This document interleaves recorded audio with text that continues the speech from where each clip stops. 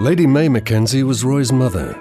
She married John Robert McKenzie in 1918. JR, as he became known, was 42 at the time and had immigrated from Australia. He'd served in the Boer War with the Victoria Bushmen's Regiment, a group of hard cavalrymen, each of whom had brought their own horse to South Africa. When he got back home, John and his sister Ella set up a fancy goods shop next to their Melbourne residence. Home and shop later burned down, John saving his sister in dramatic fashion. In 1909, he took a break for a motorcycle tour of New Zealand. That gave him the first of many good ideas. John McKenzie saw business in Dunedin too, new business. He decided to stay in New Zealand and open the first McKenzie's store. It did a booming trade in fancy goods, and before long he opened another, and another, then another. 50 years later, his sister Ella told a staff celebration how hard they worked in those early days. I might tell you we opened our shop at 9 a.m. in the morning and we closed it at 10 p.m. every weeknight. But on Saturday we opened at 9 and we closed at 11 p.m. But then we had opposition every night when we get home at that awful hour. He'd say, "How much did you take?" And we had to count, and believe me, I won nearly every time.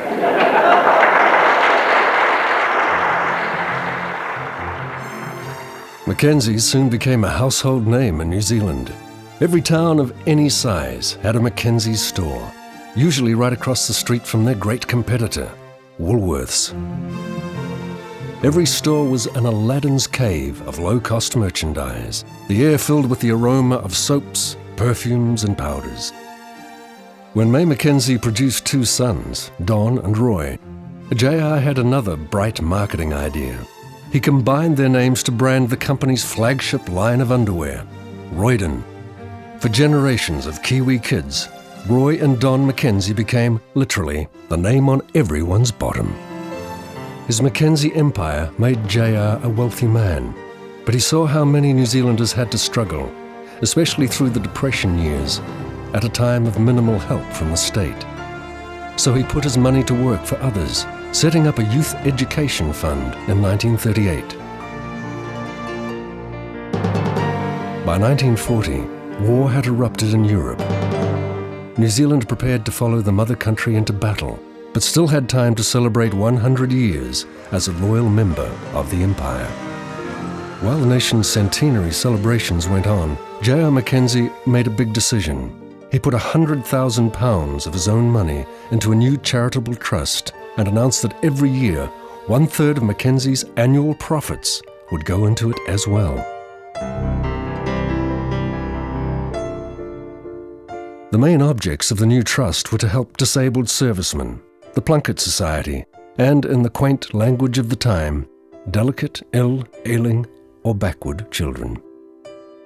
65 years later, the language is different, but the objects are the same. The aim of the Trust is to improve the quality of life of New Zealanders who have special needs or who have disadvantages. We do that mainly by making grants to charitable organisations that provide services for those people. Well, Rangatira is an investment company. It was originally set up by J R McKenzie to manage the assets of the Trust. It's been operating since about the 1930s. And at the moment we have $100 million in round figures of funds to invest. J R McKenzie set up Rangatira Limited, the investment company, as well as the Trust. Rangatira makes the money and we spend it.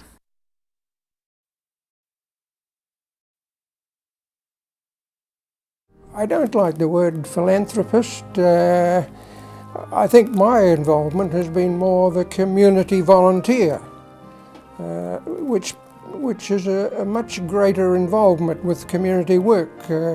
Most philanthropists, including my father, made donations but didn't have the time to get involved in the organisations, and that's what I think I've been able to do, and it's helped me very considerably.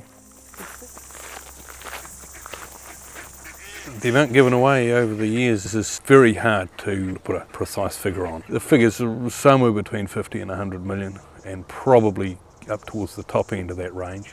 Substantial parts being distributed by the J R McKenzie Trust, but there are the other trusts, the Roy McKenzie Foundation, the McKenzie Education Foundation, and of course the what we call the Jacket Pocket Trust, which is the chequebook which comes out whenever he comes across a cause he deems worthy, and God knows how much that's come out of that over the years, but it must be significant, and that's just there's no record of any of that, but anecdotal evidence would tend to suggest it's quite significant as well.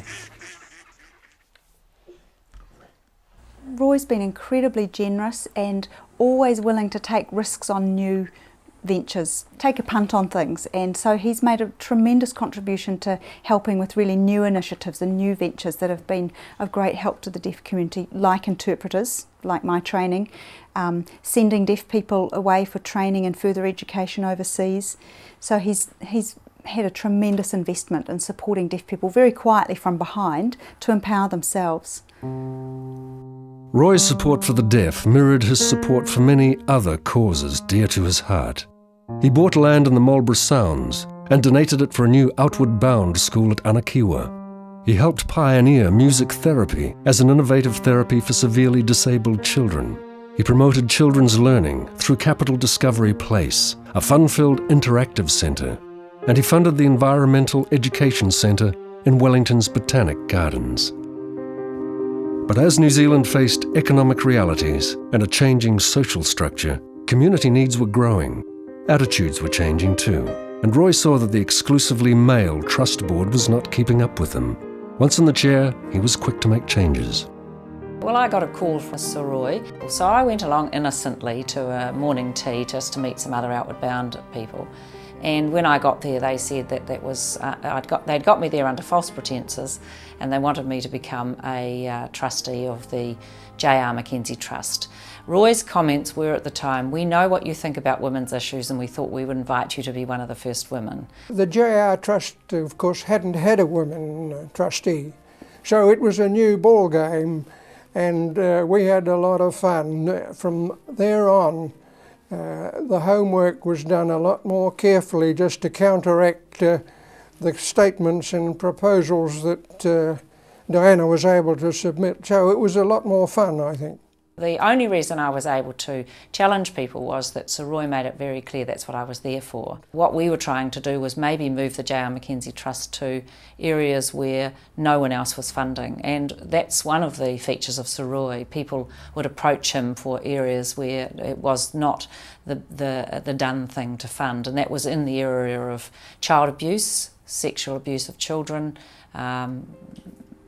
women's refuge, as I said, and rape crisis.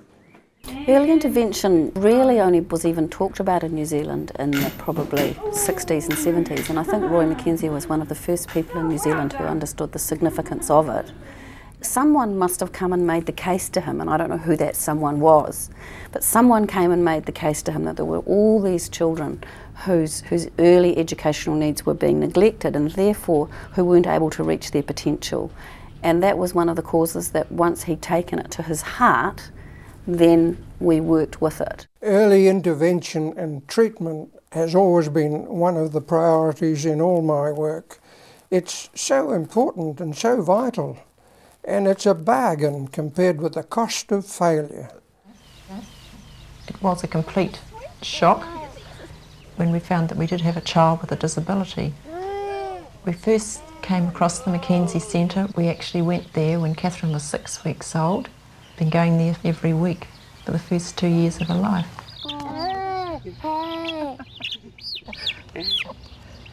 Hey, Catherine, feed the chicken. Your chicken? We met Sir Roy at the McKenzie Centre. He gave us some wise advice to have Catherine to learn to swim. He said to me, "Mary, when Catherine's in the water and her face is in that water, we're all equal." It was certainly the greatest advice we've ever received. Sir Roy is a hero. He's a hero to have put so much money into the McKenzie Centre for early intervention. There's nowhere else for these children to go that have a disability. People with special needs children are always looking to find a better way. He's certainly been an icon in our family. The McKenzie story is a great New Zealand story. It's a story of a modest but inspirational achiever who did things in the way we most admire in this country, with quiet determination, minimal fuss, maximum integrity. Throughout the turbulent second half of the 20th century, the McKenzie Trusts have given many thousands of disadvantaged New Zealanders a life map, a compass, and a helping hand along the way. The McKenzie inheritance has become a permanent legacy that will do the same for 21st century New Zealand.